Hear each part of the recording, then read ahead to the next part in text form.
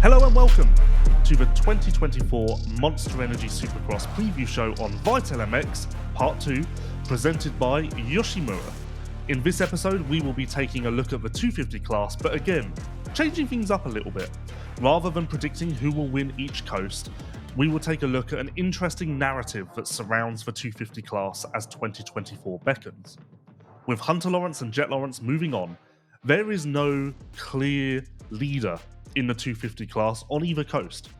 So in this episode, myself, Lewis Phillips, and Michael Lindsay will debate who is going to take the reins and lead the 250 class through the 2024 Super Motocross World Championship. I personally believe that the answer to this is very, very clear. RJ Hampshire took a massive step forward last year. He was consistent with the exception of Anaheim 2. He was much faster. His ride in Denver was phenomenal and should be talked about for years to come. All of the ingredients were there. Remove Jet Lawrence from the 2024 West Division, RJ Hampshire already had control of the class.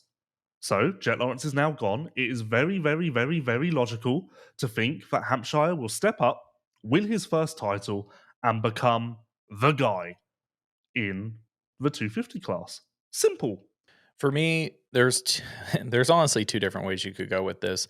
The obvious would be to say Hayden Degan, the only 250 class rider that won a championship last year that did not have the last name Lawrence, with the path he's taking, the progression, etc. That's the easy answer. The easy answer is that Hayden Degan will win indoors, outdoors, SMX again. That's just how it's going to be. The harder one to go with, my argument, is that it will actually be Austin Forkner. Again, we're talking about the narrative of the Lawrence brothers leaving the class. Who is the one rider left in this class that could heads up beat Jet, Hunter, Justin Cooper, Thrasher?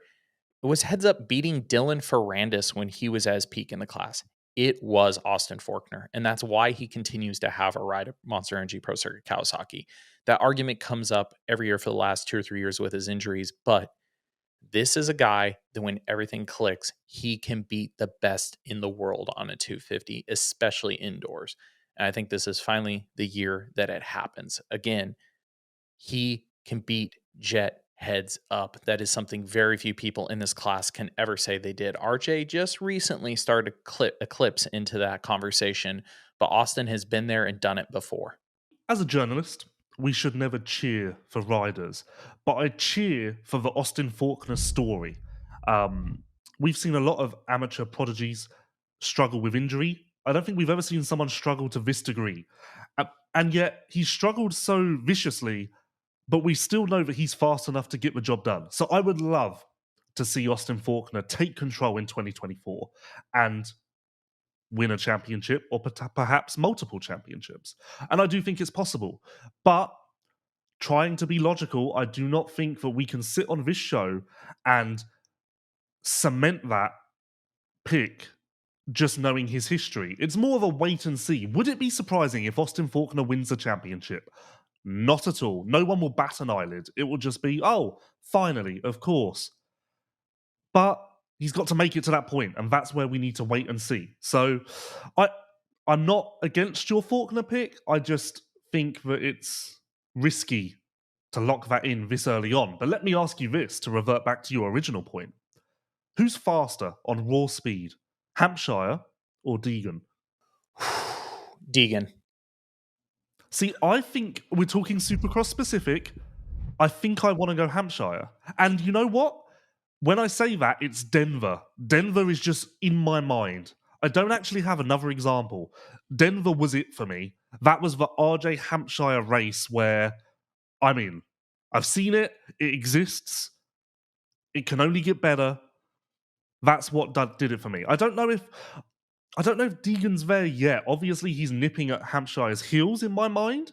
And in 2025, it's all Degan. 2025, we won't even record this show because it is just Degan central. But for now, I think Hampshire just has the edge, that tiny little bit. But the hard part is they will meet outdoors, because I think we already know when we're talking indoors, these two are not going to meet this year. RJ and Degan will not be racing each other from everything we know. Yes, that's true. And again, as I say this, I'm not considering outdoors. And again, this isn't a prediction show. We know that Hampshire and Degan won't be racing. This is a hypothetical top honors show. When we exit Supercross, who will we look back and go, that's the guy? Of course, I guess it's subjective because if one rider has a weaker coast, that will make them look like more of the guy. So it will be on us to look at it a little deeper and really understand what is going on. Or top honors to the guy who has the stronger coast that still gets it done. I don't know, because if the guy who has the weaker coast, and we're talking as if both riders are going to definitely win their respective coasts, which isn't the case. If the rider with a weaker coast is winning by 10 plus seconds each week, I think that just subconsciously sends a message to you, and you almost can't fight it. You're just like, oh wow, dominance, I see it.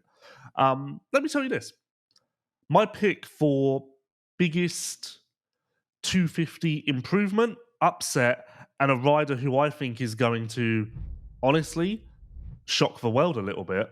I think Levi Kitchen will be it. I think that, as I Whoa, said this whoa, time last whoa! year, Last year, I'm in the kitchen. I have my chef's hat on. I don't know what I'm cooking. Let me remind you. This is yes, what you and said. as I said last year, it was too early. People were getting a bit ahead of themselves. This year, it's time. And I think that Kitchen could beat Degan, Hampshire, anyone who you put in front of him in a 250 class. I think that Kitchen is going to take a massive step up this year. And actually, alongside Forkner, I think the second rider who I'm most excited to watch and to just see their progress is Kitchen. I predict great things for Kitchen this year because aside from his weird start where you finish thing, there isn't really a weakness there. And I almost feel like that shone through more in outdoors than it did in Supercross. I think Levi's path is the most interesting for this year because he may have made the most controversial or question mark of bike changes. He left was considered the most dominant 250 team, which he had the option to stay at by choice to go to Monster Energy Pro Circuit Kawasaki. Yes, 5, 6, 10 years ago, Mitch was the most obvious choice out there. Levi went there for very specific reasons. And the one thing he keeps saying in interviews that I love hearing him say is that he's choosing to work in silence. I'm really curious to see how that work pays off. I almost, thinking about Kitchen, I almost adopt a similar mentality to Sexton, where I feel as though Kitchen has such a point to prove to himself and everyone else that that will trump all and drive him forward. But You think we said this about in our 450 show about Chase having the most pressure in his class. I don't think from a fan base or an industry base that Levi has the most pressure in the 250 class. But would you say, as a rider yourselves, again, some of those decisions he's made, do you think he's putting a lot of weight and pressure on his decisions? no, I don't know who has the most pressure in the 250 class, but it's either Deegan because of the hype train that follows him everywhere and the weight of expectation, Or Shimoda?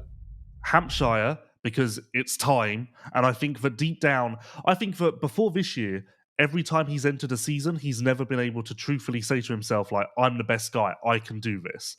2024, I think he sits on the line at Anaheim 1 and is telling himself, this is my year, this is my shot, I can't screw this up. Or Faulkner, because he just has to stay healthy. And that does weigh on you. I do think it's funny because you think of Austin and Hampshire both being in the class a long time, honestly, RJ longer. But to your point, this feels like, and we talked about this last year, and it was a controversial opinion, is RJ has been labeled a title contender for a couple of years. I don't think he's really been there till now, where the conversation we're having right now. And I think people have weighed him there for a while. He's finally there. So again, there is pressure this year because it feels like this is the year he needs to make it happen. Austin's already been there and has had such a downslope that yeah, he's gonna have pressure on himself, but I think a lot of people like their expectations on him have lifted because he's been there and kind of already maybe missed what most people think is his shot, even though he definitely still has it. Wrapping this thing up, we've named Hampshire, Deegan, Kitchen. We haven't talked about Shimoda. Why is that? I still think it's gonna be one more year.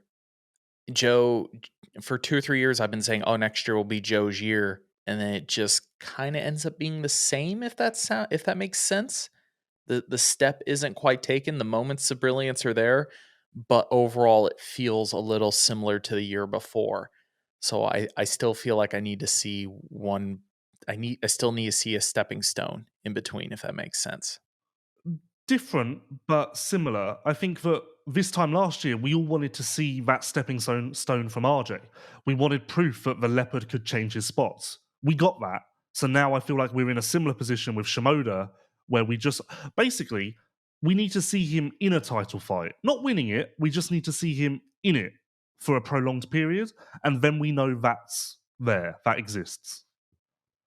There you go. I think we've covered the top contenders to grab the 250 class by the handles and lead this thing into the future.